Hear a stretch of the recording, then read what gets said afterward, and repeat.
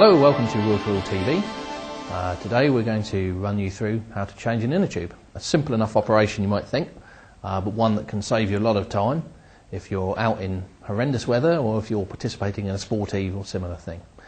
It's a very, very simple thing, but if you follow this technique you'll find it's a much, much quicker way of actually changing your inner tube and getting yourself on the road much quicker.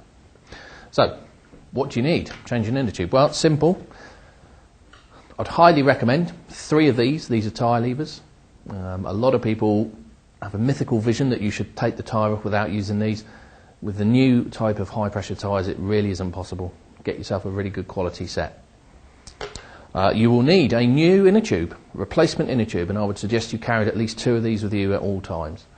Pre-check them before you put them in your bag. Pump them up, leave them overnight. Make sure they're not punctured themselves before you go out. We've already done this one. You will need a pump. Obviously, if you're out on your bike, then whichever type of pump you use, CO2 inflator or small framed bike pump. If you've got a workshop or a garage, I would heartily recommend you get one of these. It's a track pump or a workshop pump. It will pump up your tyres to 100, 110 psi with very, very little effort on your part, and it will do it thousands of times in a row.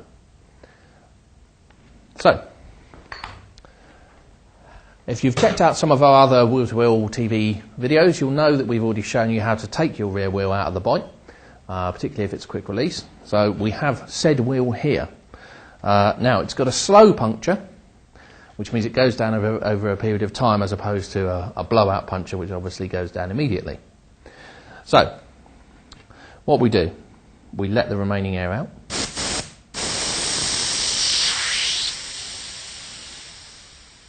Let all the air out. Push the valve up into the body of the tyre.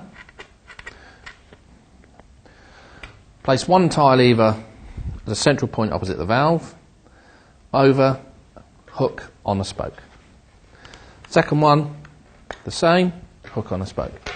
The key here to taking tyres off is to put the tyre levers fairly close together. Okay.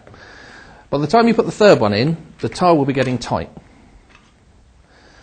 However, what we've done here, you see, is by putting the third one in, it's got enough of the tyre over the rim that it's easy to just move the tyre lever around the rim, releasing the rest of the tyre. Be careful past the valve.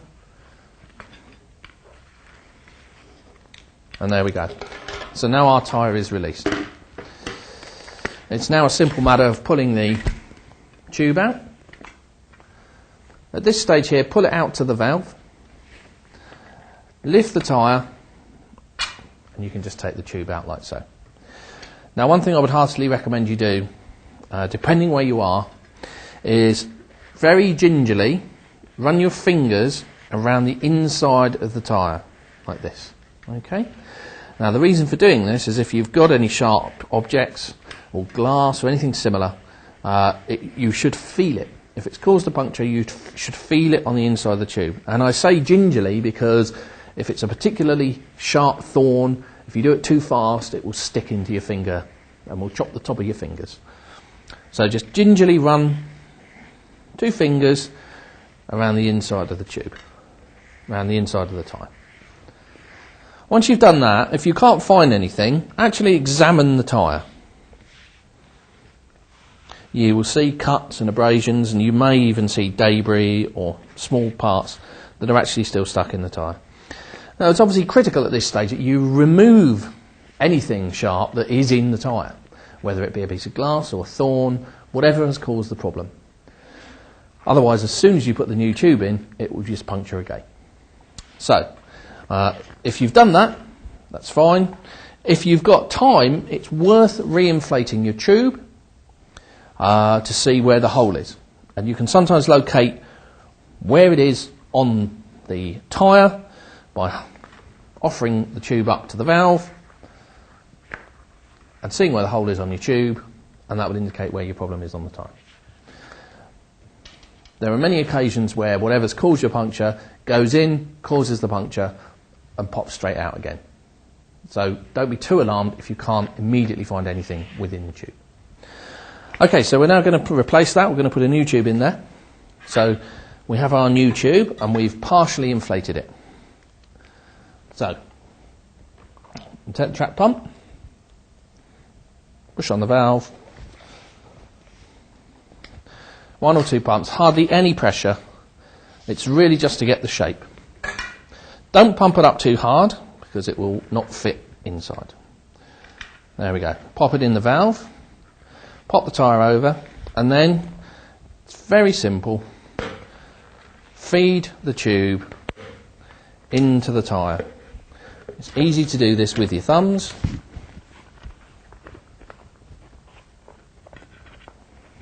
And if you haven't overinflated it, it should sit just nicely. Now what to do? If you see here that the tube is sitting outside the rim, we need to get it to sit into the rim. So work your way round. Don't put the tyre over into the rim. All we're doing here is just putting the tube, just popping the tube over into the rim to make life easier. Okay, at this stage you deflate a small part.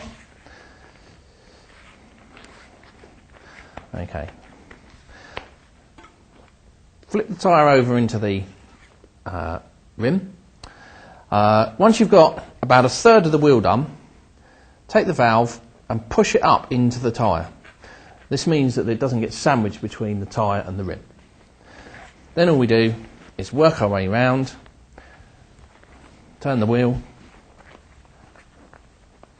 Now if you can do this part without using tyre levers, it's a great help. And you can see I've actually popped that on without using tyre levers. Some tyres it is practically impossible to actually get that part done without tyre levers. So do use them, but do use them gingerly.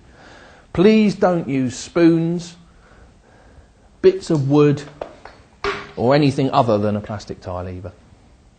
And then simply attach your pump and re-inflate to the appropriate pressure.